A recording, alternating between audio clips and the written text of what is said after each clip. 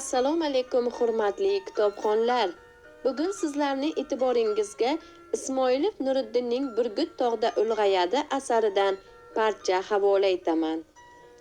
Adibning hukmingizga havola etilayotgan kitobi Burgut tog'da ulg'ayadi sarguzasht detektiv roman dolzarb mavzuga bag'ishlangan bo'lib, jinoyatchilikka qarshi kurash, hayot tashvishlari va quvonchlari, insonning jamiyatda tutgan o'rni va boshqa masalalar, ota-onalar va bolalar tarbiyasi muammolari, ezgulik va yovuzlik o'rtasidagi jang oqibatlari, ishq, muhabbat, sadoqat kabi insoniy tuyg'ular, qiziqarli voqea hodisalar orqali mahorat bilan asar yozilgan.